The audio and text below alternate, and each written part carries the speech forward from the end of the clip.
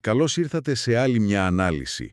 Σήμερα βουτάμε σε ένα παιχνίδι που είναι πραγματικός γρίφος. Είναι όντως. Πώς γίνεται μια ομάδα να κυριαρχεί σε τομείς που δείχνουν προσπάθεια, που δείχνουν θέληση και στο τέλος να χάνει ένα παιχνίδι που στο 30 λεπτό έμοιαζε εντελώς δικό της. Ακριβώς. Η ήττα του Παναθηναϊκού στο Τελαβίβ από τη Μακάμπι δεν ήταν απλά μια ήττα. Νομίζω ήταν μια ακτινογραφία και των δυνατοτήτων, αλλά και, πώς να το πω, των παθογενειών αυτής της ομάδας. Και όλο αυτό σε μια ατμόσφαιρα απίστευτα εχθρική. Μιλάμε για πάνω από 10.000 κόσμο στη Μενόρα Βιπτάχη Μαρένα.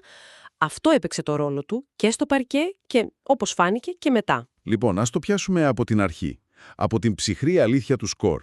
75-71 υπέρ της Μακάμπι. Και το μυαλό όλων, νομίζω, πάει κατευθείαν στην τέταρτη περίοδο. Εκεί, ναι. Ο Παναθηναϊκός μπαίνει στο τελευταίο δεκάλεπτο μπροστά, 60-59, και ξαφνικά σβήνουν τα φώτα. 11 πόντοι σε ολόκληρη την περίοδο. 11. 11. Είναι ένα επιθετικό blackout που απλά δεν επιτρέπεται σε αυτό το επίπεδο. Ήταν σοκαριστικό, ειδικά βλέποντας το live. Μια ομάδα που είχε ρυθμό, ξαφνικά να μην μπορεί να βάλει την μπάλα στο καλάθι. Και εδώ είναι που οι αριθμοί λένε μια πολύ παράδοξη ιστορία. Πες μου. Αν σου έλεγα πριν το μάτς ότι ο Παναθηναϊκός θα τελειώσει με 42 rebound έναντι 36 της Μακάμπι, τι θα σκεφτόσους? Θα σου λέγα ότι μάλλον κέρδισε και μάλιστα εύκολα. Η κυριαρχία στα rebound συνήθως σημαίνει έλεγχος. Σωστά. Και το πιο εντυπωσιακό δεν είναι καν το σύνολο. Είναι τα 17 επιθετικά rebound. 17. 17. Αυτό είναι εξωφρενικό νούμερο. Δείχνει μανία. Ο Χόλμς είχε 6 μόνος του, ο Χουάντσο πήρε 5, 13 σύνολο. Αυτό είναι χαρακτήρας. Και εδώ ακριβώς, κοίτα να δεις, κρύβεται το παράδοξο που λέγαμε. Για πες. Τα 17 επιθετικά rebound είναι ταυτόχρονα το καλύτερο και το χειρότερο νέο για τον Παναθηναϊκό. Ωραία οπτική αυτή. Ναι, δείχνει δύναμη και θέληση. Αλλά τι σημαίνει στην πραγματικότητα? Σημαίνει ότι είχες 17 νέες ευκαιρίες επειδή απέτυχες στις πρώτες. Δηλαδή, για να πάρεις τόσα επιθετικά, πρέπει πρώτα να έχεις αστοχήσει πάρα πολύ. Άρα το μεγάλο μας πλεονέκτημα ήταν ταυτόχρονα και η απόδειξη της μεγαλύτερης μας αδυναμίας. Ακριβώς αυτό. Και αυτή η αδυναμία φαίνεται στα ποσοστά. 7 στα 30 τρίκοντα, 23%. Είναι απλά αδύνατο να κερδίσεις εκτός έδρας στην EuroLeague με τέτοιο ποσοστό. Δεν γίνεται. Και αν θέλουμε να γίνουμε και πιο συγκεκριμένοι, η διαφορά που πραγματικά πόνεσε ήταν οι ελεύθερες βολές. Ναι. Ο Παναθηναϊκός σούταρε με ένα αξιοπρεπές 80%. 12 στις 15 δεν είναι κακό. Αλλά σε κλειστό μάτς, οι 3 χαμένες βολές μετράνε. Η Μακάμπι από την άλλη, 12 στις 12. 100%. Απόλυτη ψυχραιμία. Σε ένα παιχνίδι που κρίθηκε στους 4 πόντους, αυτή η διαφορά στη συγκέντρωση από τη γραμμή ήταν καθοριστική. Και αυτή η έλλειψη ψυχραιμίας φάνηκε και στο τέλος, έτσι. Βλέπεις τα στατιστικά, ο Shorts κορυφαίος με 18 στην αξιολόγηση, 13 πόντους, 7 assist, 3 κλειψίματα, καλά νούμερα. Πολύ καλά. Ο Γκραντ σταθερός, ο Ρογαβόπουλος έδωσε λύσεις, αλλά νιώθεις ότι σε εκείνο το τέταρτο δεκάλεπτα η ομάδα έψαχνε απεγνωσμένα έναν ηγέτη στο σκοράρισμα που δεν εμφανίστηκε ποτέ. Έλειψε αυτός ο παίκτης που θα πάρει την μπάλα και θα πει «αφήστε το πάνω μου». Η μπάλα έκαιγε. Και αυτή η έλλειψη συνδέεται άμεσα με την κριτική που έγινε μετά στον προπονητή, αλλά ας μείνουμε λίγο στο αγωνιστικό. Γιατί στην άμυνα η αίσθηση ήταν εντελώς διαφορετική. Εντελώς. Και αυτό είναι που κάνει την ήττα ακόμα πιο εκνευριστική. Γιατί στην άμυνα είδες πράγματα. Είδες διάθεση, είδες συγκέντρωση. Ναι. Τα 6 κλεψίματα έναντι 3 της Μακάμπι δεν είναι τυχαία. Υπήρχε βελτίωση.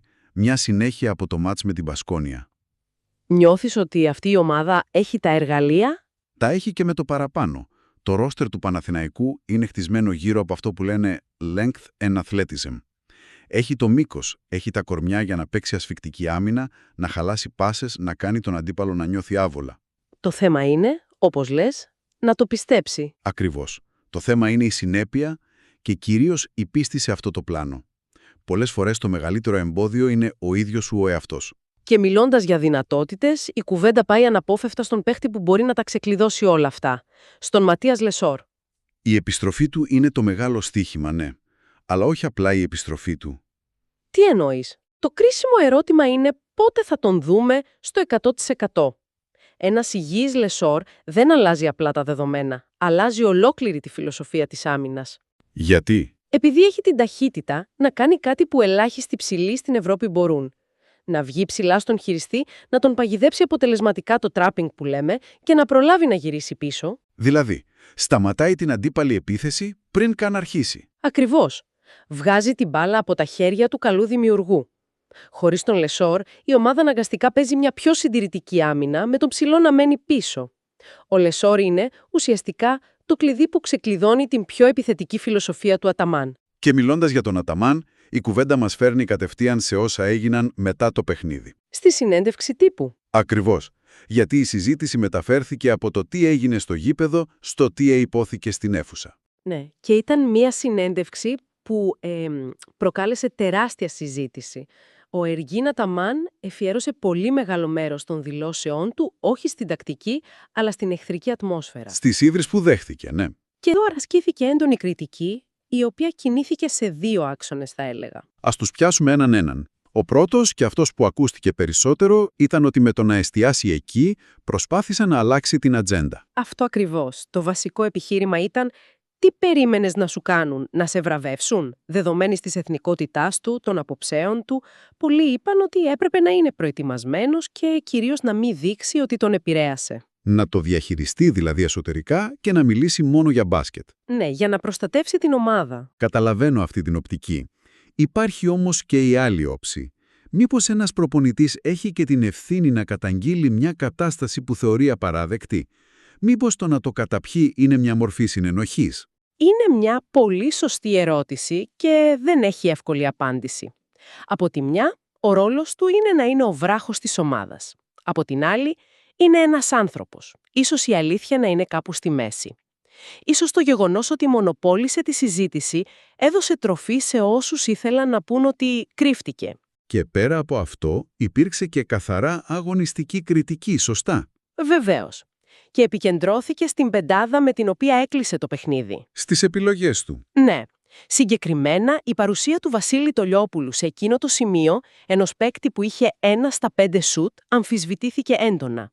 Σε μια στιγμή που η ομάδα χρειαζόταν σκορ, η επιλογή ενός παίκτη εκτός ρυθμού ήταν ένα ρίσκο που δεν απέδωσε. Βέβαια, για να είμαστε δίκαιοι, οι επιλογές του ήταν και περιορισμένες. Η απουσία ενός παίκτη σαν τον Τσένμπι Οσμάν ήταν κάτι παραπάνω από εμφανής. Αναμφίβολα. Ειδικά σε ένα τέτοιο παιχνίδι που κρίθηκε στο ποιος θα βάλει το μεγάλο σουτ, η έλλειψη ενός τέτοιου εκτελεστή κόστισε. Σίγουρα. Οπότε, συνοψίζοντας, τι μας μένει? Μας μένει μια ήττα στις λεπτομέρειες που κρίθηκε στην αστοχία και στις βολές. Μάλιστα. Μας μένει η εικόνα μιας ομάδας με τεράστιες αμυντικές δυνατότητες που όμως ψάχνει ακόμα σταθερότητα και αυτοπεποίθηση. Και τέλος, ένας προπονητής στο επίκεντρο και για τις επιλογές του και για τη διαχείρισή του μετά. Κοιτώντας μπροστά τώρα, το πρόγραμμα φέρνει τη Βιλερμπάν. Και αυτό το παιχνίδι μοιάζει πλέον με την ιδανική ευκαιρία για μια επανεκκίνηση. Για να ηρεμήσουν τα πνεύματα. Ακριβώς. Μια ευκαιρία για να επιστρέψει στις νίκες, να βρει ρυθμό και κυρίως να ηρεμήσει μετά από μια εβδομάδα γεμάτη ένταση. Και κλείνοντας, ας αφήσουμε και μια σκέψη. Για πες. Βλέποντας τα αμυντικά εργαλεία που έχει αυτή η ομάδα και βλέποντας ταυτόχρονα την επιθετική δυστοκία στα κρίσιμα σημεία, μήπως τελικά το μεγαλύτερο εμπόδιο δεν είναι ο αντίπαλος? Αλλά ο ίδιος της ο εαυτός. Αλλά η νοοτροπία και η πίστη που υπάρχει εντός της ίδιας της ομάδας, αυτή είναι η μάχη που πρέπει να κερδιθεί πρώτα.